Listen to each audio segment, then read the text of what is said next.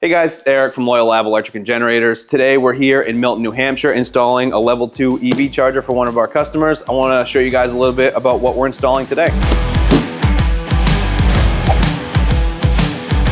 All right, so here we have the Emporia level 2 hardwired EV charger. We recently started using these chargers for a couple different reasons. Surprisingly, for all the features that they have, they're actually one of the more inexpensive options on the market. They were rated Best Smart EV Charger by Motor Trend Magazine in 2024, and they've only gotten better since then. This is a hardwired option. I'm gonna go over a couple of the differences between plug-in and hardwired. We always try and encourage our customers to go hardwired if that's an option for two main reasons. One is you get a little faster charging. Plug-in style is rated at 40 amps. Hardwire, you can go up to 48 amps unless you get one of the even larger options. Additionally, there are special breaker requirements for plug-in ones that don't apply to hardwired, so it brings the cost down a little bit.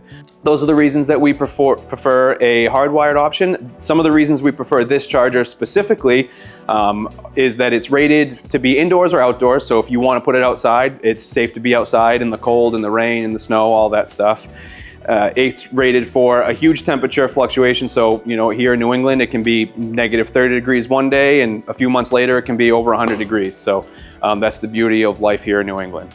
But one of the most unique features about this is that you can control it with an app on your phone, and you can set charging schedules. So level 2 chargers like this, you can usually get about 25 miles per hour that you're charging it.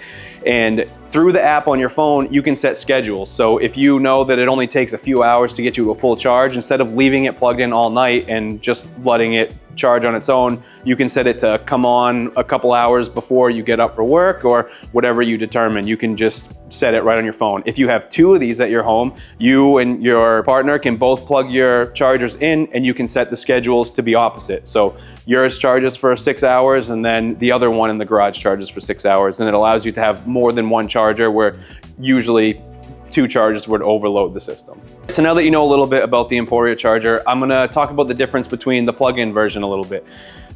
Like I said before, the plug-in ones are a little bit different. Besides, obviously, one plugs in and one is hardwired, the plug-in style needs a special breaker. When you are installing these in your home, if you're installing an outlet to plug a charger in, you have to use a GFCI outlet. Those are just like what you'd put for your kitchen and circuits like that. It's the same thing. Gives you a little extra protection, it makes it safer, and it's the rule. These breakers can cost as much as $400 each. So instead of a normal breaker that may cost $20 or $30, a GFI breaker will cost a few $100s. So that's one thing that drives up the cost of a plug-in style EV charger. Besides that, the plug itself that we use is a special EV rated outlet. When plug-in style EV chargers first came out, these outlets didn't exist, and what we were seeing was outlets, even though they were rated for the application, for the voltage and the amperage that we were putting to it, that extended use over time was causing them to overheat and cause problems. So the manufacturers have come out with EV rated outlets now. If you look close on this one, it has a little EV signal on it, so you know that this one is EV rated.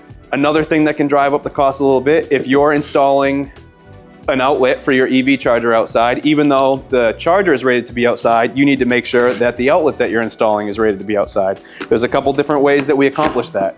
Not only does the outlet that you're installing need to be rated to be installed outside, but you need to install some sort of enclosure so that the outlet doesn't get wet. This is what we usually use, something like this. It opens up right here, you can plug your charger in, it's weather rated right there, you close it and nothing gets wet, everything stays dry and you're good to go. Now that we know the difference between a plug-in and a hardwired, let's open this thing up and check it out. Everything you see here is standard across most EV chargers. Most of what you're gonna get now come with a standard plug, which is the same across almost every EV manufacturer except for Tesla, who has their own adapter so that you can use the same plug. Yeah. All right, so now that you know what goes into the material that we have to use and everything, let's get this thing installed.